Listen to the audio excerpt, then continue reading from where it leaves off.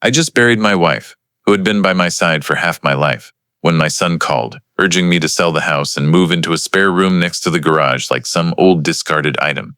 They think I'm frail, confused, incapable of living alone, let alone making my own decisions.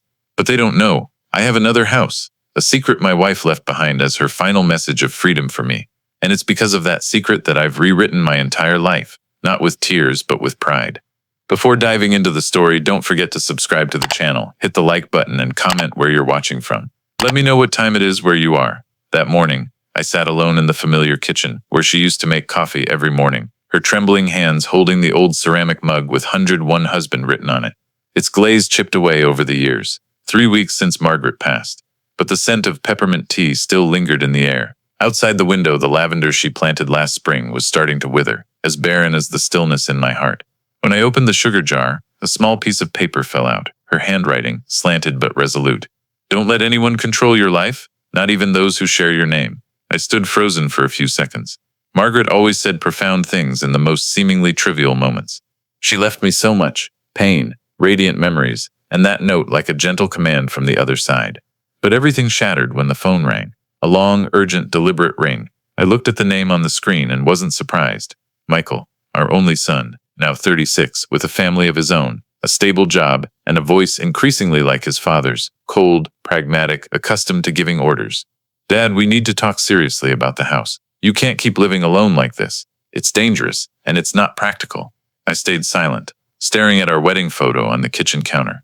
Margaret smiling, leaning into my shoulder, her eyes sparkling as if she knew everything that was coming. I sighed and said softly, "Good morning, son." But Michael didn't let me say anything else. He went on and on about solutions: sell the house, move in with him and his wife in the city, split the money to help pay for the grandkids' tuition, invest in a retirement fund. His words echoed like a grinding machine, slowly eroding the last bit of dignity I had left. He spoke as if I were a piece of furniture taking up space, needing to be cleared out to make room. Every sentence, every word was like a dull knife cutting into a wound that hadn't healed. But I didn't get angry. I didn't hurt. I just felt cold, as if someone had flung open a door in the middle of winter, leaving me exposed to a biting wind. I gently set my teacup on the table, turned away, hiding the tears welling up for reasons I couldn't quite name. "Dad, are you listening?" His voice cut in. I replied, slow and steady. "I'm listening, but I'm still thinking about someone who just left. The only person in my life who ever knew what I needed without having to ask." The other end went silent. But in my heart, Margaret's words still rang, persistent like a lingering bell. And for the first time since she passed, I was certain of one thing. I would never let anyone decide for me again. The next morning, at exactly 9 a.m., the phone rang again. I'd been up for hours, brewing a pot of Earl Grey, and sitting by the window where the autumn sunlight slanted through thin curtains. It was Michael, as expected. I answered, and his voice came through, full of energy as if he'd spent the whole night strategizing with the family. "Dad, I don't want to push you, but we can't keep dragging out this house situation," Lisa said. "Gregory has a buyer ready to pay cash if we close quickly." I sipped my tea, eyes fixed on the wooden fence where Margaret used to hang pots of red geraniums. "What buyer?" I asked. "A retired couple from Arizona. They like the quiet vibe of this area, said they want to buy it for their retirement. They're offering $345,000, no haggling. You won't get a second chance like this. Dad, you understand?" I didn't respond. Michael continued, his tone shifting to a forced sweetness. "You just need to pack a few personal items. The big stuff like the leather sofa, dining table, bookshelf will help move those. The room downstairs at our place is already cleared out, ready for you to move in anytime." I rested my hand on the arm of the chair. "Where are you planning to put me?" "The spare room by the garage. It's got a window facing the backyard. Very airy. We'll add a partition if you want privacy. It's got its own bathroom, Dad. The spare room by the garage, where we used to store paint cans, the lawnmower, and the kids' rusted bikes." Suddenly I remembered what Margaret once said. When we get old, what we need most is respect, not convenience. I asked directly, "What do you think of this house?" Michael hesitated, then said, "There's no point in you keeping it. It's too big. Maintenance costs are high. It's lonely. You'd be happier with the grandkids around." I stayed silent. He misunderstood. "I'm not afraid of loneliness. I'm afraid of being treated like a discarded object," I said. "I never said I'd sell." Michael laughed, a dry, hollow laugh, not unlike the time he asked me to co-sign a loan for his coffee shop in 2015. "Dad, I know you're grieving, but I'm thinking about your future. This house is the only asset you have left that's worth anything. If you sell, you can live comfortably, It'll take some pressure off me and Lisa too. Lily's starting college soon, and tuition isn't cheap. I closed my eyes briefly. Every word he said was calculated, like a profit and loss equation. Not once did he ask, "Are you okay, Dad? Are you eating properly? Are you sleeping?" He spoke as if I were an expense to be balanced, an investment to be liquidated. "I'll think about it," I said, ending the call. No anger, no blame, just emptiness. I sat still for a moment, then got up and walked to Margaret's study. On her desk was the notebook she'd left open, the last page bearing a single line. "If you feel pressured, close your eyes and think of Seville." I froze. Seville, the name hit my heart like a secret door I'd never opened. I went to the second drawer of the filing cabinet, where Margaret always kept important documents. Beneath a stack of old tax papers, I found a sealed envelope with my name in her familiar handwriting. Inside was a set of documents and a photo. A small white house with a balcony full of purple flowers, overlooking a river. A note on the back. "Our house in Spain, bought in 2018. I'll tell you about it when the time comes." I stared at the photo for a long time. No one knew about this house. No one except me and Margaret. And in that moment, for the first time, I understood why she never told Michael. And thankfully, I found out first. I picked up the photo, my fingers tracing its faded edges. The white house, the balcony draped in purple bougainvillea, the red-tiled roof typical of southern Spain, and in the distance the calm curve of the Guadalquivir River. In the right corner, a small table with 2 blue-painted wooden chairs. I could almost hear Margaret's voice in my ear. "You'll love this place. No one will call to make demands. No one will knock to ask for a loan." Back then, I thought she was joking. Now I knew she'd been preparing for this moment. The moment my own son backed me into a corner. I returned to the third drawer, one I rarely opened because Margaret handled all the paperwork. It was deep, smelling of damp wood and a hint of lavender from an old sachet. I pulled out stacks of files, then found a worn leather envelope with a clasp. Inside was everything Margaret had hidden, or rather protected. I laid the documents on the table, arranging them neatly, a habit from 30 years of teaching history. First, 3 savings books, each over $100,000. Account holder, Margaret Foster. Beneficiary, Richard Foster. Next, a copy of her life insurance policy. $250,000. Beneficiary still me. Each document was like a slap to the illusion Michael was building, that I was destitute, helpless, in need of help. But what took my breath away was the stack of international property papers. A deed for a house in Seville, Spain. Address, title, even a contract with a local property management company. The house was bought in Margaret's name, 2 years before her tumor was found. My hands trembled as I flipped to the back of a contract copy. In purple ink, her handwriting. "We lost each other little by little in America, but we might find each other again in Seville." I sat still. She hadn't just prepared for her own death. She'd prepared a life for me afterward. A life where I didn't have to pretend to be frail, didn't have to play the obedient old man to earn a spot by the laundry room. I pulled out another small envelope. Inside was a short, undated handwritten letter. "Dear Richard, if you're reading this, I may no longer be by your side. I know our son may not be like you. He's more rational, more calculating, and sadly more forgetful. Don't blame Michael, but don't let him decide for you. I bought the house in Seville to be our new home when you retired. I didn't know if I'd make it there with you, but if I didn't, let this be my final gift to you. A place where no one knows our names, where you can start again, this time just for you. Love you forever, M." I read it over and over like a fool, each time feeling my chest tighten a little more. I'd once been frustrated with Margaret for being so secretive, for feeling left behind as she quietly planned our future. But now I understood she did it not to hide, but to protect. She knew our son could become what she feared most, a man who calculated more than he loved. I stood up, grabbed my old notebook from the bookshelf, the one I wrote in during Margaret's chemo, scrawled lines, desperate questions. What will I do if she goes first? Will I still be me without Margaret? I flipped to a new page, wrote in bold blue ink, "The Seville house is a beginning, not an end." Then the phone rang, not Michael this time, an international number. I hesitated, then answered. "Hello?" I said. A woman's voice came through, gentle, with a Spanish accent, but perfect English. "Mr. Foster? Is this Richard Foster? I'm Perla Rodriguez, Margaret's neighbor in Seville. I helped maintain the house when she couldn't come to Spain. I just wanted to offer my condolences. She was a wonderful woman." I sank into the chair.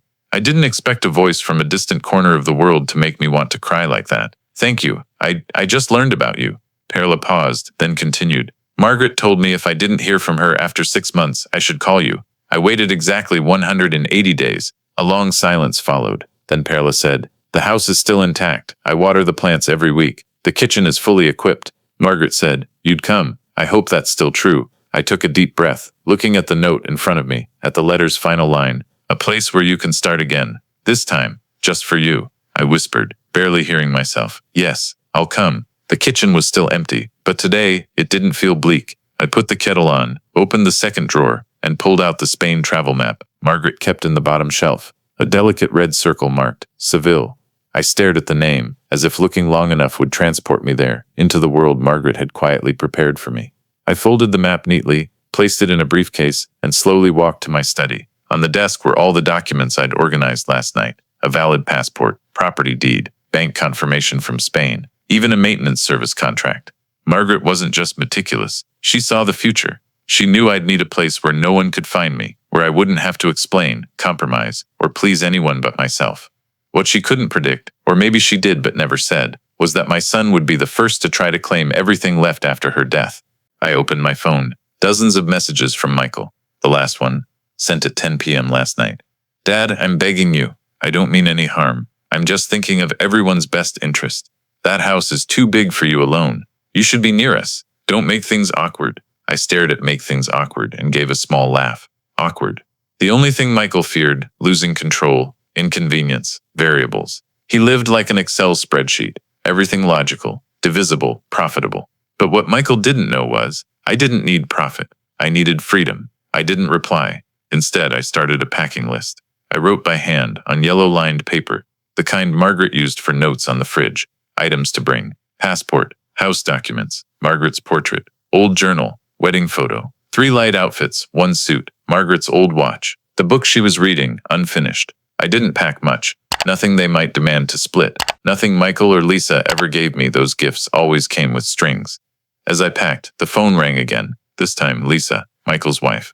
I hesitated, then answered. "Dad, it's Lisa." Michael asked me to call. "We just want to make sure you're okay. You know I care about you, right?" I heard the forced softness in her tone. Lisa never called without a reason, and today, the reason was clear. "I'm fine," I said curtly. "What do you need?" A brief silence. Then Lisa exhaled. "Actually, Gregory needs a preliminary confirmation from you to prepare the contract. Just a first step. Nothing binding, but if you agree, the buyer will hold the price." "How much?" I asked. Lisa sounded relieved I was engaging. $345,000. After brokerage and minor repairs, you'd get about $330,000. We thought splitting it 3 ways makes sense. 1 part for you, 1 for us, and the rest for Lily's college fund. I sighed, cutting in. "Why not 4 ways? 1 for you, 1 for Michael, 1 for Lily, and 1 to thank the person who's been cleaning this house for 30 years. Lisa went quiet. I continued. "Did you know I paid off this house 6 years ago? Did you know Margaret left over $300,000 in savings accounts? Did you know she bought another house that no one in this family was allowed to know about?"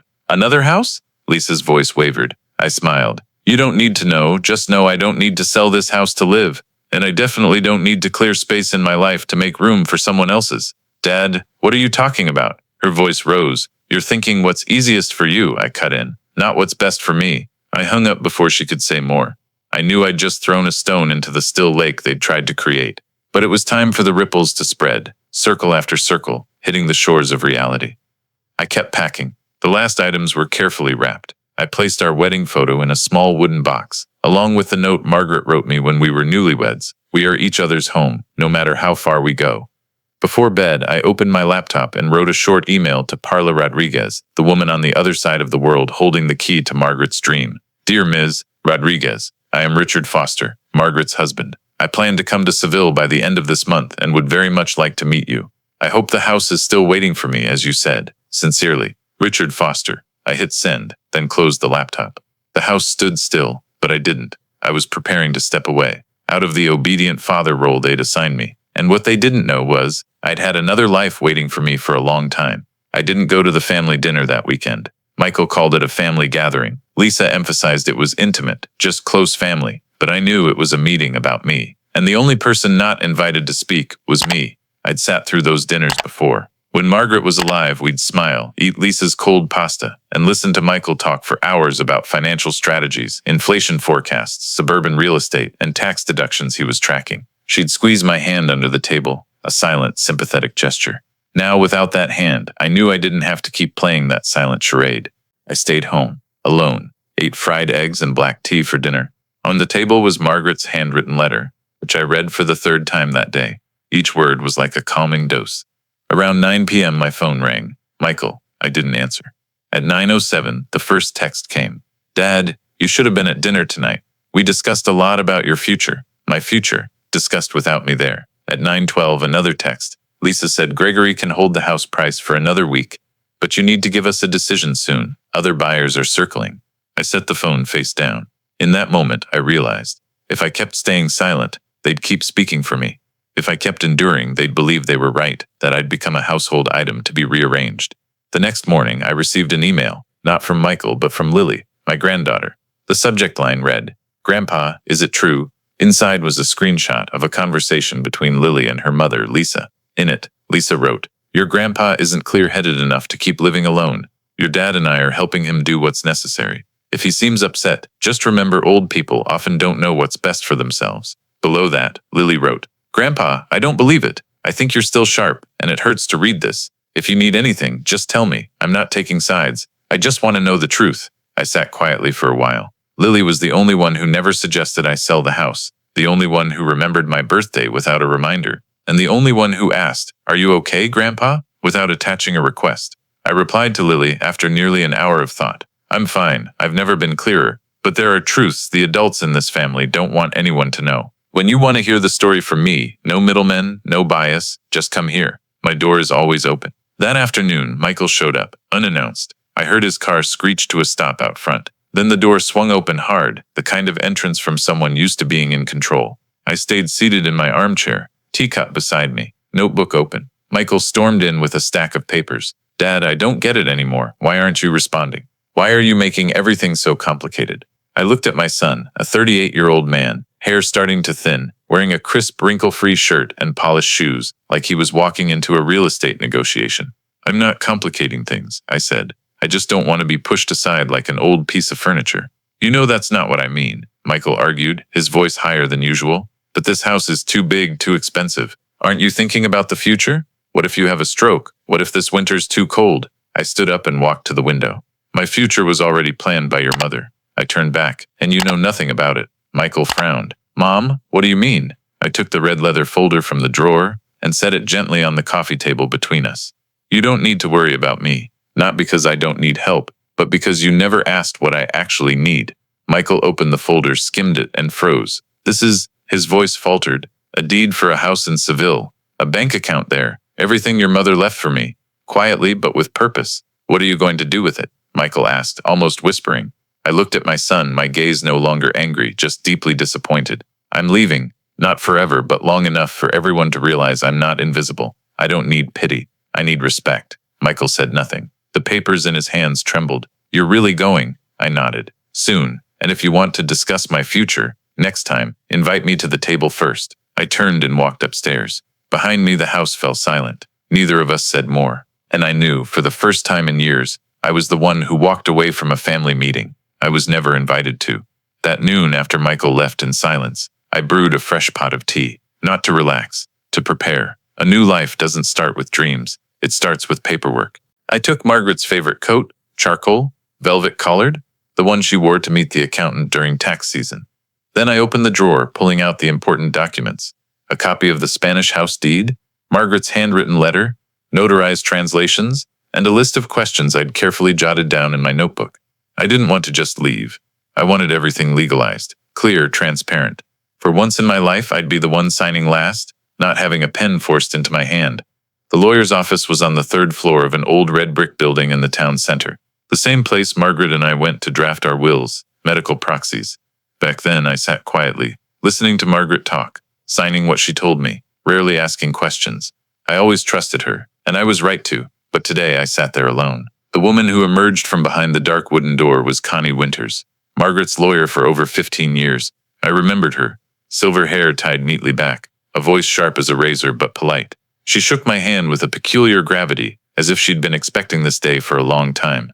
Mr. Foster, she said, her eyes scanning me like an X-ray. I assume you've found everything. I nodded, placing the folder on her desk. Connie sat down, reviewing each item like someone reading an old book. Carefully, respectfully. I'll be honest, she began. Margaret was one of the most meticulous clients I've ever had. Everything she did had a reason, planned with clear foresight. Even keeping it from me? I asked. Not hiding, Connie replied, eyes still on the documents. She let you find what you needed when you were ready. I leaned back in the chair. In that moment, my heart softened. Not because I forgave Margaret for hiding the house, but because I started to understand. Some love isn't meant to be explained, only trusted. I need to know, I said, if I have the legal right to move abroad, reside long-term in Spain, live off her money and keep all these assets, without interference or disputes from my children. Connie closed the folder. You do. Margaret transferred all her personal assets into a trust solely for you, untouchable, unsellable, uncontrollable by other beneficiaries. The house in Spain is also solely yours, registered under international agreements with full residency codes. And she opened a drawer, pulling out a thin envelope. She set up an independent account in Spain, 60,000 euros. She called it the Start Over Fund. I was speechless. I stared at the envelope like it was Margaret's invisible hand reaching out from beyond, giving me one final push toward freedom.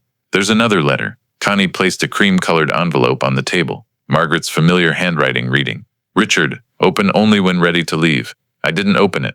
I slipped it into my inner coat pocket, close to my heart, where Margaret used to rest her hand when she leaned against me at night. Do you want me to send a legal notice to your children? Connie asked, her tone professional yet gentle. To inform them you're the sole owner of all assets, and no transactions involving this house can proceed without your signature? I looked at her, nodding slowly. I think it's time they know their father isn't as clueless as they think. Connie gave a faint smile.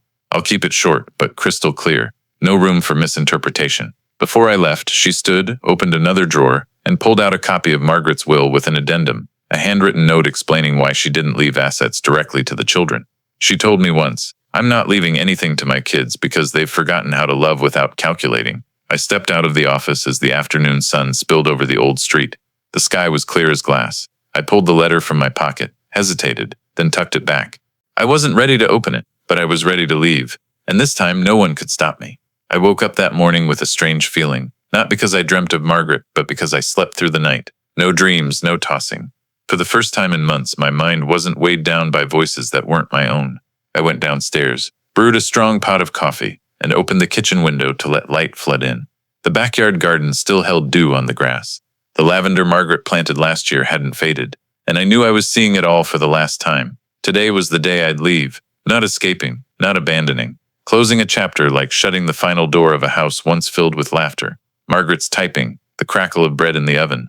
I took the pre-packed boxes, labeled clearly, wedding photo, Margaret's journal, old cassettes, favorite books, items worthless to anyone but me, and worth more than any asset my children were fighting over. In the bedroom, the closet still carried the faint scent of Margaret's perfume. I pulled out the pale purple dress she wore for our 40th anniversary, held it to my chest, silent. Then I folded it carefully, placing it in the suitcase beside the half-knitted scarf she left unfinished. As I packed the last of Margaret's letters to me, a habit she kept throughout our marriage, the doorbell rang, a sharp, familiar chime. Michael. I didn't rush to answer. I let him wait, let him feel the helplessness I'd endured for months as my children decided what I should do. I opened the door after nearly 2 minutes. Michael stood there, holding a stack of documents, eyes tense, tie askew like he'd rushed from the office. You're really going? His opening wasn't a greeting, not "Are you okay?" Just an accusation. I'm not planning, I'm prepared. I stepped aside to let him in.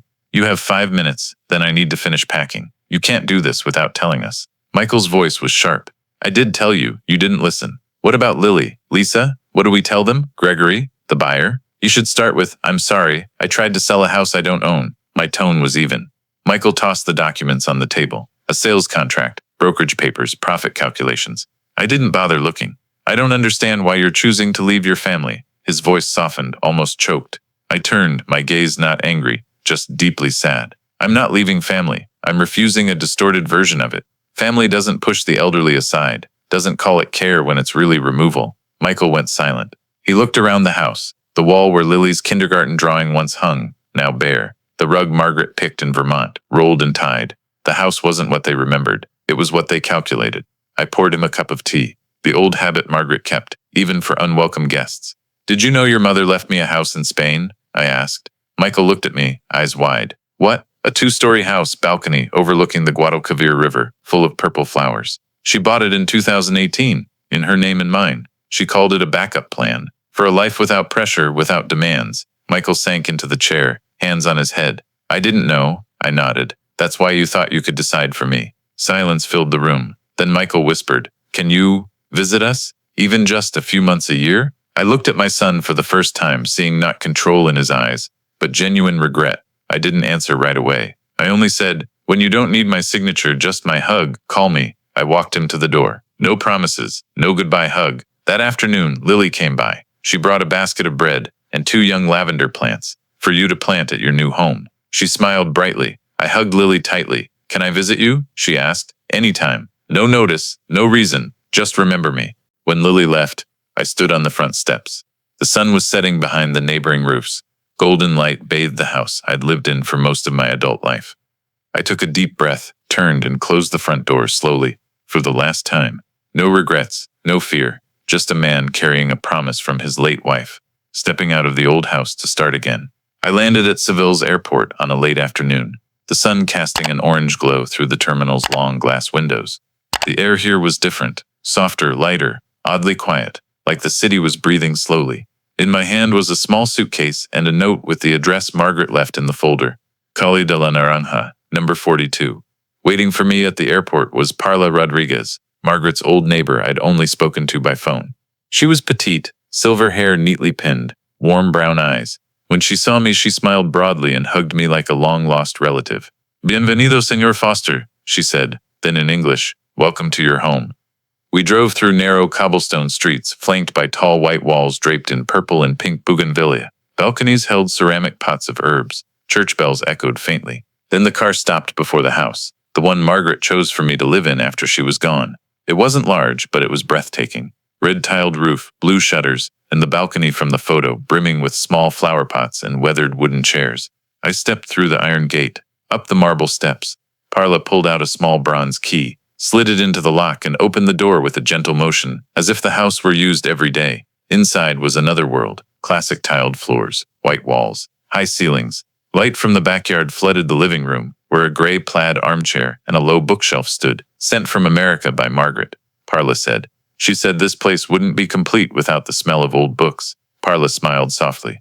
I touched the dining table, the chair's armrest, the window frame opening to the orange grove out back. Each object breathed memories, but they weren't mine. They were Margaret's, the woman who loved me enough to hide a piece of the world just for me. She used to sit here every afternoon, Parla said, pointing to the balcony chair, reading, writing letters, drinking wine. When I asked why she bought the house alone, she just said, "Because one day Richard will need a place no one can find him." I said nothing. My throat tightened. I'd lived with Margaret nearly my whole life, yet there were still parts of her soul I never knew. Parla left me the key, some basic groceries in the kitchen, and a reminder. "If you need anything, I'm 2 houses down. Here, neighbors or family." I saw her out, then stood alone in the house, listening to the soft ticking of a wall clock. The space wasn't too quiet, just enough for me to hear myself. I went upstairs. The bedroom was simple, beige linens, a window overlooking the river. On the nightstand was one item, a small framed photo of young Margaret and me, her smile soft, head on my shoulder. A photo I thought I'd lost long ago. I sat on the bed, opening the letter Margaret marked, "Read only when ready to leave." Inside, she wrote, "Dear Richard, if you're sitting in this house, you're braver than anyone who ever misunderstood you. I know they won't easily accept you living your own life, but no one has the right to cage your heart in old memories. This house isn't just a place to live. It's a place to breathe, not to anyone else's rhythm but your own. I chose everything here. The tiles, the door's color, the dining table just big enough for 2, not for loneliness, but to remind you someone once sat and still sits beside you in every corner of this house. Live, Richard. Don't just exist. Live with all the love we didn't get to use up. En bas." I folded the letter, placed it back, and stepped onto the balcony. Seville at sunset was like a painting. The river glittered in the evening light. A guitar strummed from a distant house. I poured a glass of red wine from the bottle. Margaret left in the kitchen, sat in her chair, and for the first time since the funeral, I smiled. Not for memories, but for the present. I'd reached the place Margaret left me, but strangely, it wasn't a hideout anymore. It was home, and I still had a life to start over. I thought I could cut ties completely with the old world.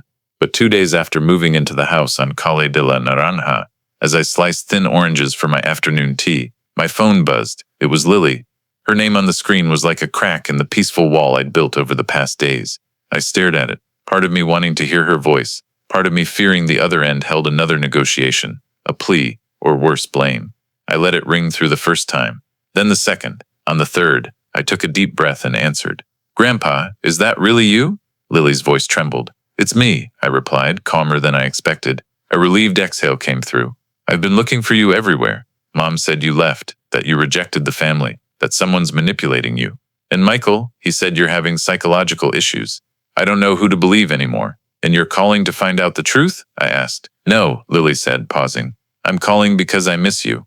I froze. Those words, simple, without conditions or hidden motives, hit me deep.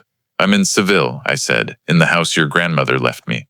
What your mom and Michael said, it might be true from their perspective, but it's not the only truth. Are you okay? Lily asked. Better than ever, I replied. I have a small garden, a kind neighbor, morning sunlight on my bed, and time to hear my own heartbeat. So you're staying there for good? Her question carried a hint of fear. For now, maybe forever. I haven't decided. But I know one thing. I don't belong to the way this family operates anymore. Lily went quiet. Only the sound of wind came from her end. Then she said, Mom got mad when I said you have the right to live your own life. She said, I'm influenced, that I don't know what's right. But I think I'm just learning to love the people I care about without possessing them. My eyes stung. Lily, you just said something most people spend a lifetime not understanding, I said softly. Grandpa, she continued, can I come visit you? I sat up. What do you mean? I've already bought a ticket. I'm flying to Madrid next week. Then I'll take a train to Seville. I don't want to just support you from afar. I want to sit in that garden with you, drink orange tea, hear stories about Grandma. I want to really know you. I smiled. My door's always open, Lily. A week later, Lily appeared at my doorstep with a backpack twice her size, hair messy from the long flight, but her smile as radiant as Seville's sun. We hugged for a long time. That embrace wasn't just a reunion. It was a confirmation. Some people still see you as a person, not a bank account or a burden to bear. That evening, we sat on the balcony. I poured wine for myself, juice for Lily. The full moon lit the river in the distance. I used to think you were just the old man reading newspapers in his room, Lily said. But now you're the one who left everything to live true to himself. I want to be that kind of person. It's not easy, I said. People will hate you for daring to live authentically, especially family. I'm already seeing that, she said with a sad smile. Mom was furious when I said I was coming. But I think, if I didn't, I'd slowly become like them, afraid, controlling, living by worry instead of love. I went quiet. Lily's words weren't those of a child. They came from a soul just waking up. The next day, we strolled through old streets, sat at the cafe Margaret mentioned in her journal, visited the bookstore where I bought a new notebook to start writing again. My story, Margaret's, this house's, and now, Lily's. That evening, Lily said, Grandpa, if I transfer to a program in Madrid, would it bother you if I visited often? I laughed. If you don't come, that's what would bother me. She squeezed my hand. Thank you, Grandpa, for not dying the way others wanted you to live. I squeezed back. For the first time, I didn't feel like the one left behind. I was being found by my own granddaughter. The phone rang again. This time, Michael. I looked at Lily. Should I answer? I asked. She shook her head. Only if you want to, not because you feel you have to. I set the phone face down. Seville's night breeze was cool. In a world full of conflict, I'd found a place where I didn't have to choose between freedom and love. Because true love always lets the ones you care about be free. I got used to the phone ringing and then stopping. Every evening around dinner, Michael's name appeared on the screen. Some days, a text. Dad, you okay? Others, just a waving hand emoji. But I knew those calls weren't out of concern, but fear of losing control. After everything, they still thought I could be pulled back with enough finesse, enough persistence. I didn't answer. Until that afternoon when Seville's sunlight glimmered through the kitchen window and I was folding the tablecloth. Margaret hand-stitched. The phone buzzed again. Not Michael, not Darlene or Lisa. The screen read, Kathleen calling. I froze. Kathleen, the granddaughter I'd doted on since her diaper days, who used to leap into my lap every Christmas, now a tall college student, distant, silent for years. The last time she called, I remember clearly, was 2 summers ago, just to ask if I could send extra money for a Florida trip with friends. I quietly pressed answer. Grandpa. Her voice was small, hesitant, as if unsure she was welcome. I'm here, Kathleen, I replied, gentler than I'd intended. A pause. Then she exhaled. I don't know where to start. Things have been so weird lately. Mom's angry. Michael's stressed. Lisa called saying you're having behavioral issues from grief. But I don't believe it. I don't believe someone like you would lose it just for wanting to live your own life. I sat at the kitchen table, gazing at the rosemary pot basking in the sun. Are you calling to ask, or because you miss me? Kathleen took a deep breath. Both. But honestly, mostly because I miss you. Her answer calmed me like a still lake after a gust. No more guardedness, no hidden assumptions. I'm doing fine, I said, and living true. Can I come? Her question came suddenly, catching me off guard. Where are you? Paris. Study abroad this semester. I just read Lily's old messages, and I knew I couldn't not come, if you'll let me. I smiled. My door's never locked to those who call because they miss me, not out of duty. Kathleen arrived on a Sunday morning. She stood at the pale blue gate, clutching her backpack, eyes teary. When I opened the door, she didn't speak. She just stepped forward and hugged me tightly. I'm sorry, she whispered, for not calling, for letting others tell me about you instead of asking you myself. We all get caught up in life, Kathleen, I said. What matters is you came back. We spent the morning wandering the local market. Kathleen was surprised I spoke basic Spanish. I told her about learning from Parla, who patiently taught me numbers and verb tenses like I was a 6-year-old. You've changed, Kathleen said, as we sat in a small cafe in the plaza. No, I shook my head. I've just returned to the version your grandmother knew well. A man who lives slowly, loves nature, and never shouts to be noticed. Kathleen looked down, stirring her espresso. I'm afraid I forgot who you were. I only remembered you as the guy who sent money, birthday cards, the one behind the camera in family photos.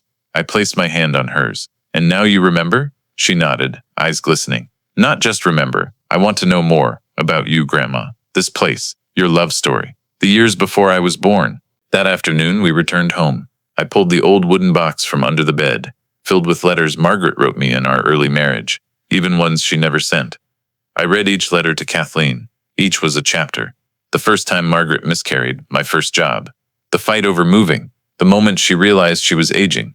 Some parts I stopped mid-sentence, choked up, but Kathleen sat quietly, holding my hand, not rushing me. When I finished the last letter, she said softly, "They don't deserve you." I shook my head.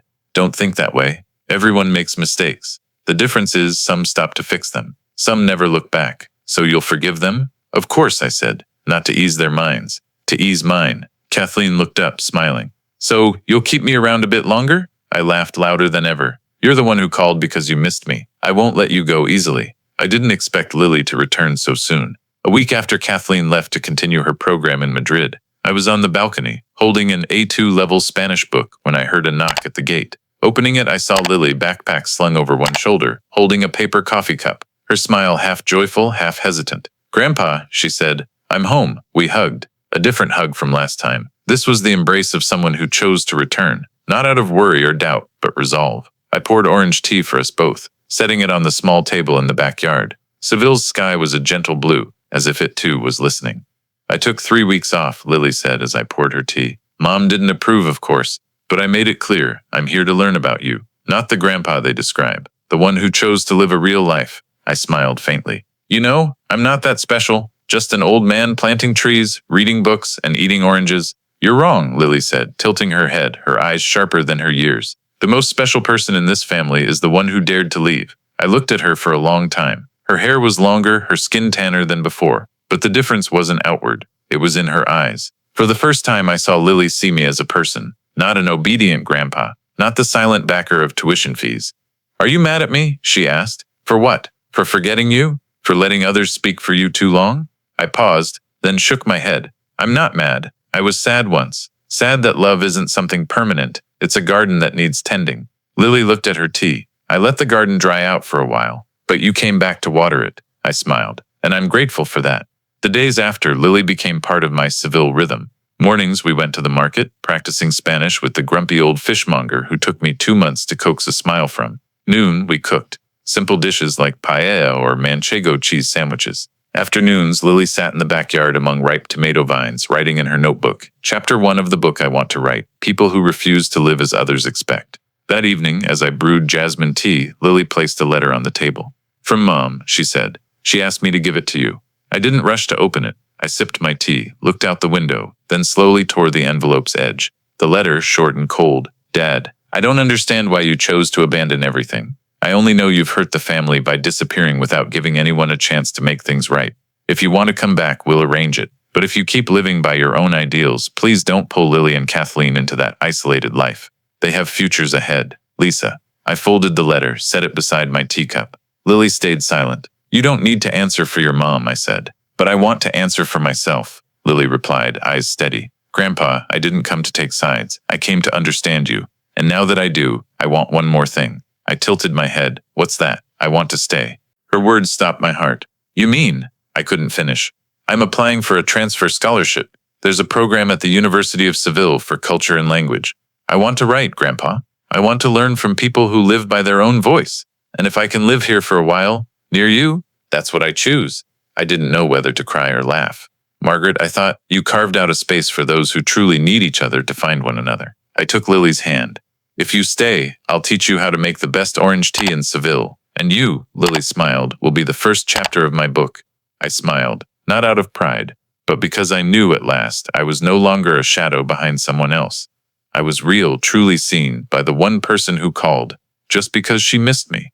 We started each morning with the smell of freshly ground coffee, the shuffle of slippers on the tile floor, and soft classical music playing from the small speaker I kept in the kitchen corner. Lily had memorized the rhythm of life here. 7 a.m. wake-up, 8 a.m. market trip, 10 a.m. garden watering, 11 a.m. reading, and after lunch, the perfect quiet for writing. I sat at the oak desk where Margaret once imagined I'd write my memoir after she was gone. And Lily, my granddaughter, spread her notebook and laptop on the dining table, next to a mint tea glass and a scribbled note taped to the water pitcher. Write not to be praised, write to understand yourself.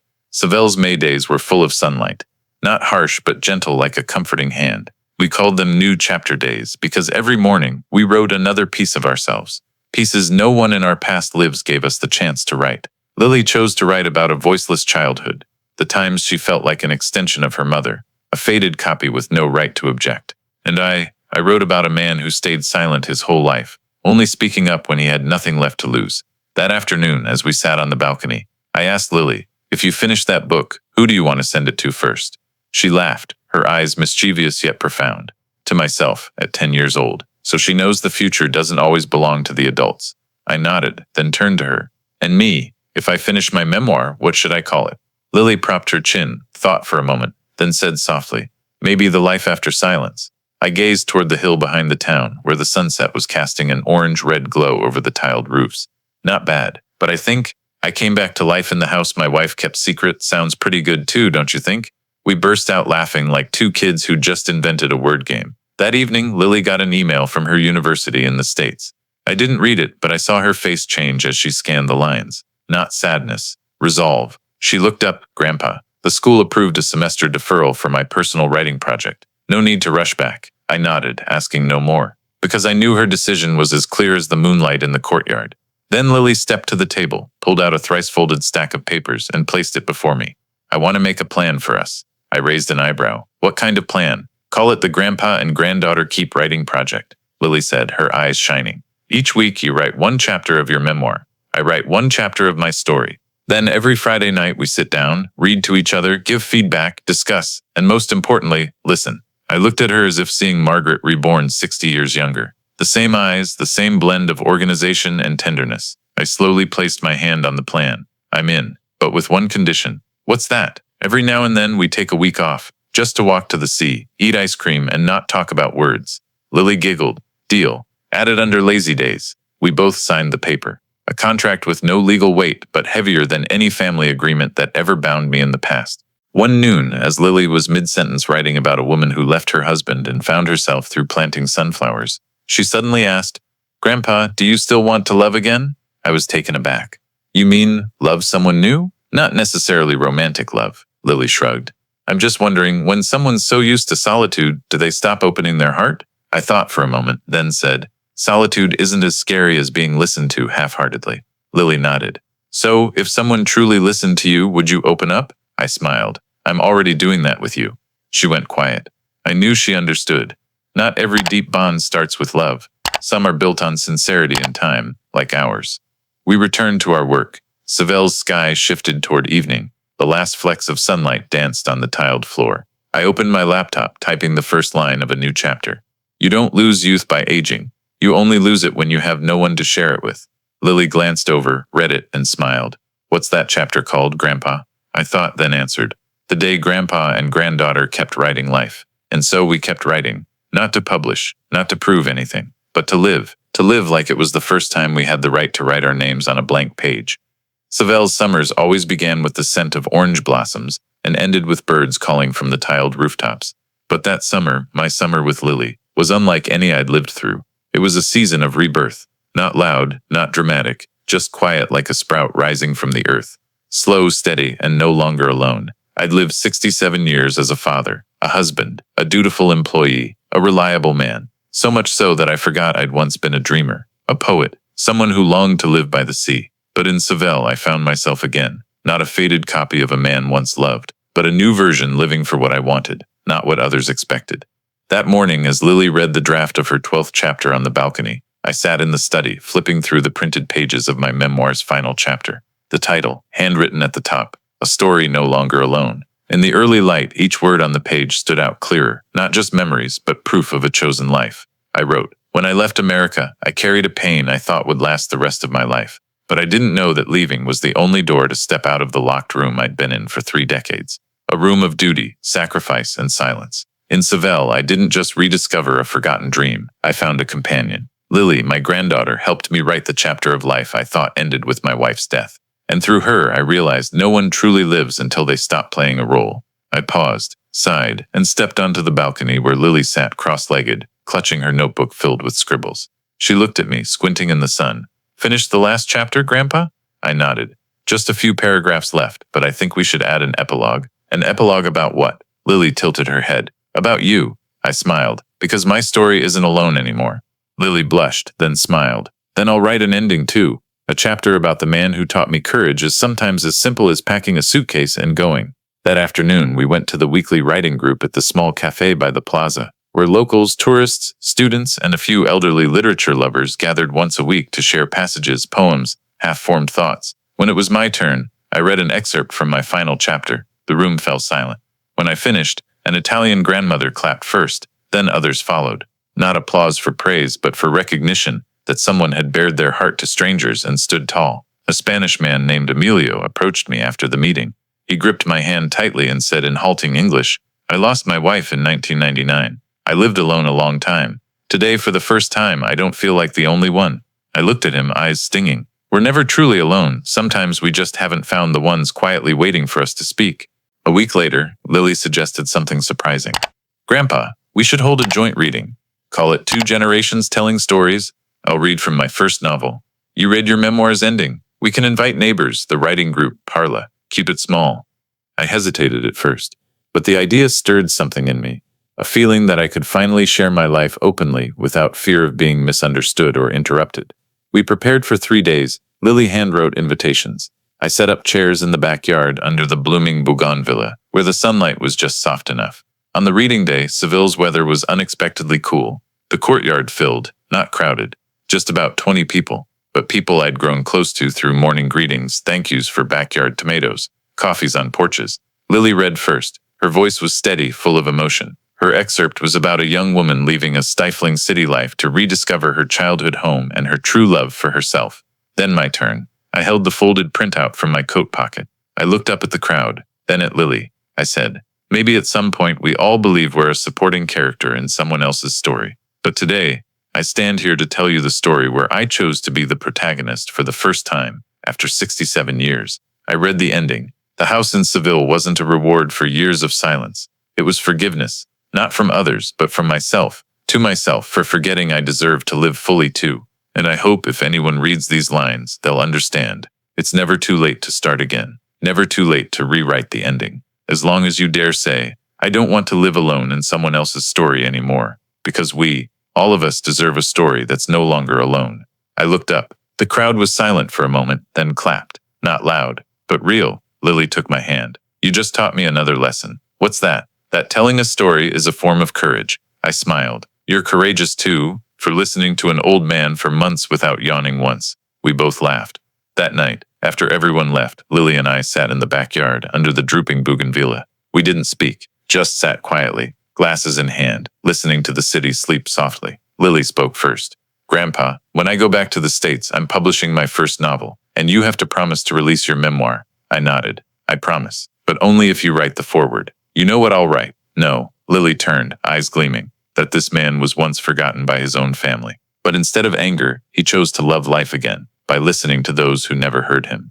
I looked at my granddaughter, no longer the little girl from old birthday photos. A writer, a true liver, the only one who called. Not out of duty, not for money, but because she missed me. I whispered, as if to Margaret somewhere far away. "See? We're never truly alone. We just need the courage to start again." Lily leaned her head on my shoulder, and in that moment, on a quiet Seville summer night, I knew this story would never be just mine again. This story deeply reflects a reality unfolding in modern American society, where the elderly are increasingly seen as burdens rather than valued, where family ties are distorted by financial expectations, and where the silence of the older generation becomes an excuse for their children to manipulate them. Under the guise of care, the grandfather in the story lived his life for others, raising kids, caring for his wife, sacrificing personal dreams. But when he chose to leave America for the house his wife secretly prepared in Spain, he began to live as a whole person. The story shows that personal freedom isn't just for the young. It's a fundamental human right regardless of age. In the US, where independence is celebrated but the elderly face mounting pressures, this message is crucial. We need to pause and ask, are we truly listening to our parents, or just expecting them to comply so they don't disrupt our plans? Like Lily and Kathleen did, we must break false assumptions, engage in honest dialogue, and give the older generation the right to choose, not just because they deserve it, but because it's the only way to preserve true family bonds. This story reminds us that sometimes resisting family arrangements isn't rebellion. It's the first step toward preserving truth and respect. If this story about family, listening, and rediscovering oneself resonates with you, please hit subscribe to join us for more meaningful stories. Thank you for listening, and see you in the next video with more honest slices of life.